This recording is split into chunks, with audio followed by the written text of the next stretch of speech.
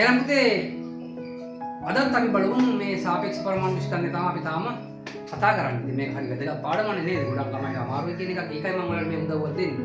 ඉතින් මේක බලලා මේ දෙමව්පියෝ ෂෙයා කරන්න මේක මොකද ගොඩක් දරුවන්ට ප්‍රයෝජනවත් වෙයි. හරි? දැන් ඒක තවත් අපි ගානක් හදන්න යන්නේ මේ සුපුරුදු බලන්න. බලන්න මේ තියෙන්නේ පොටෑසියම් පරමාණු ස්කන්ධය 6.476 ගුණ කිරීම 10 ඍණ 23 ග්‍රෑම් වේ. පරමාණු ස්කන්ධ ඒකකය 1.66 ගුණ කිරීම 10 ඍණ 24 ග්‍රෑම් වේ. නම් පොටෑසියම් වල සාපේක්ෂ පරමාණු ස්කන්ධය හොයන්න කියලා දෙනවා. දැන් පුතේ අර කලින් අපි හදපු ගානට වඩා මේක පොඩි වෙනසක් තියෙනවා. මොකද වෙනස? කලින් අපිට දුන්නේ පරමාණුවේ සැබෑ ස්කන්ධය දීලා කාබන් 612 පරමාණු ස්කන්ධය තමයි දුන්නේ. නමුත් දැන් දීලා තියෙන්නේ මොකද්ද? කාබන් 612 පරමාණු ස්කන්ධය නෙමෙයි දීලා තියෙන්නේ. නේද? අපිට දීලා තියෙන්නේ පරමාණු ස්කන්ධ ඒකකය. මොකද්ද පරමාණු ස්කන්ධ ඒකකය කියන්නේ? කාබන් 612 සමස්ථානිකයේ 12කට බෙදහම එනාගේ තමයි පරමාණු ස්කන්ධ ඒකකය. ඒක බොහෝ දුරට සමානයි හයිඩ්‍රජන් පරමාණු ස්කන්ධ නේ. ඒතකොට මෙන්න පරමාණු ස්කන්ධ ඒකකය දීලා තියෙනවා. දැන් එනම් කොහොමද අපි සූත්‍රය ලියන්නේ? පොටෑසියම් වල සාපේක්ෂ පරමාණු ස්කන්ධය සමානයි මොකද්ද? පොටෑසියම් පරමාණුවේ ස්කන්ධය බෙදීම මොකද්ද? කාබන් 612 පරමාණු ස්කන්ධයෙන් 12 නේද කියලා ගන්න බෑනේ. ඒක දීලා නෑනේ. දීලා තියෙන එක තමයි ගන්න ඕනේ විභාගෙ. හරි? දීලා තියෙන පරමාණු ස්කන්ධය ඒක. එහෙනම් අපි යටින් ලියනවා මොකද්ද? පරමාණුක ස්කන්ධ ඒක. ඉතින් මේ විදිහට අපි සමීකරණ ලියුවත් පුතේ ඒක ලොකු වටිනාකමක් තියෙනවා. ඒකට ලකුණක් හම්බෙන්න පුළුවන් සමහර ලාවට. හරි? ඊට පස්සේ යටින් අපි දානවා පොටෑසියම් පරමාණු ස්කන්ධය දීලා තියෙනවනේ 6.476 ගුණ කිරීම 10 ඍණ 23 ග්‍රෑම් නේද? එතකොට ඒක බෙදනවා පරමාණු ස්කන්ධ ඒකකයගේ දීලා තියෙනවා 1.66 ගුණ කිරීම 10 ඍණ 24 ග්‍රෑම්. ග්‍රෑම්ට ග්‍රෑම් කැපිලා කියනවා. හරි?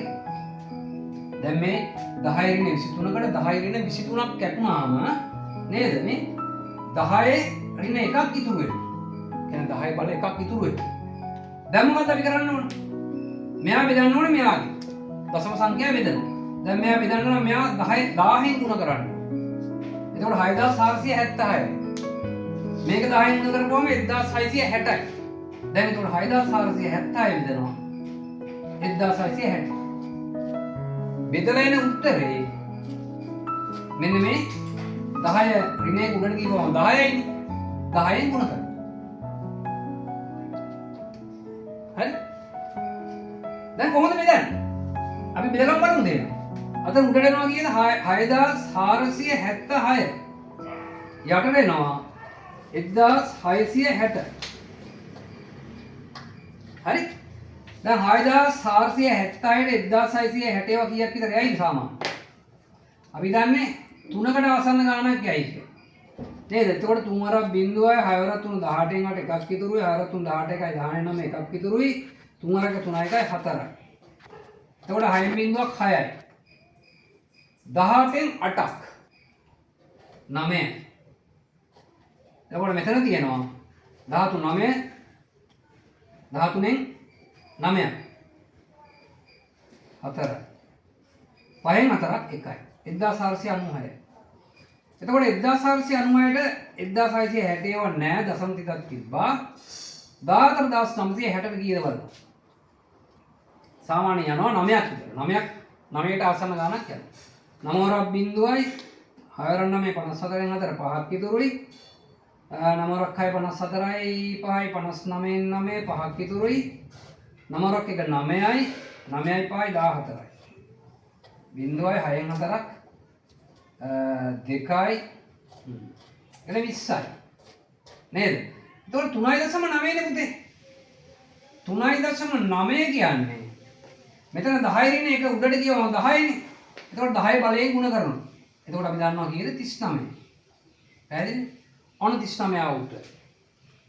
ඒ කියන්නේ පොටෑසියම් වල සාපේක්ෂ පරමාණු ස්කන්ධය 39.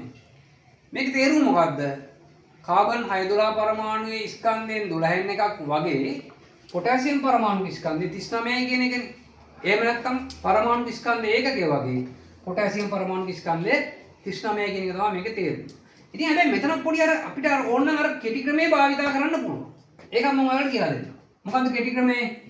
දැන් අපි දන්නවනේ පුතේ මොකද්ද මෙන්න මෙහෙම එකක්. මේ තියෙන්නේ පරමාණු ස්කන්ධ ඒකකයේ යගේනේ. මේ යගේ ආවේ කොහොමද? කාබන් 612 පරමාණු ස්කන්ධය 12කට බෙදාවනේ මේ යගේ ආවේ.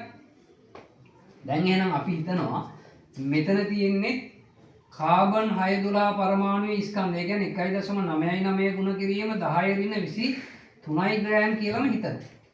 හරි? හැබැයි පුතේ මේක මෙතෙන් ආවොත් මෙතෙන් අපි 12 දානවනේ. නේද? මෙතෙන් 12 දානවා. දැන් අපි කරන වැඩේ මොකද්ද? මේක අපි කලින් කලේ මෙතන 2යි කියලා හිතලා 12 දෙකෙන් බෙදලා 6න් ගුණ කරපු එකනේ. ඉතින් දැනුත් එහෙම ඕනනම් අපිට කරන්න පුළුවන්. මොකද්ද? අපි මේ ටික මෙහෙම ලියලා විභාගෙදි මෙතන 12 දාන්න යන්න එපා. හොඳේ. එහෙම 12 දාන්න වැරදිනේ. එතන 12 දාන්න. නමුත් අපි ඒක මනසින් හිතාගන්න. මෙතන 12 තියනවා කියලා හිතනවා. මෙතන කාබන් පරමාණු තියනවා කියලා හිතනවා. එහෙම වුණොත් මොකද වෙන්නේ? මේක 2යි කියලා හිතලා මේක දෙකෙන් බෙද්දාම 6යි. 6 ගුණ කළා මේකෙන් ඒත් මේ 39 එනවා. ආසන්නකයක් ඒකට ඒක වැටීම මගින් ගන්න පුළුවන්. පැහැදිලි?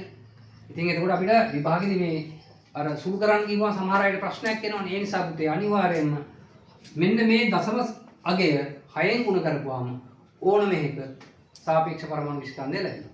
එහෙම නැත්නම් ඔයා මෙහෙම කරන්නත් පුළුවන් නේ. මොකද්ද නැත්නම් කරන්නේ?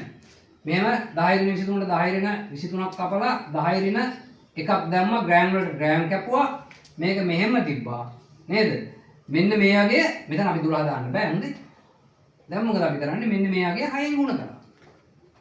උත්තරේ හරි. ඔන්න මම තාම සාර්ථක කෙටි ක්‍රමයක් කියනවා. හරි. එහෙනම් මේ පාඩමේ ඉතුරු ටිකෙන් අපි ආපහු හම්බෙමු. ඉතින් මේව ෂෙයා කරන්න කියලා මම නැවතත් කියන්නේ මොකද මේක ගොඩාක් ළමයි ප්‍රයෝජනවත් වෙයි කියලා මම විශ්වාස කරනවා.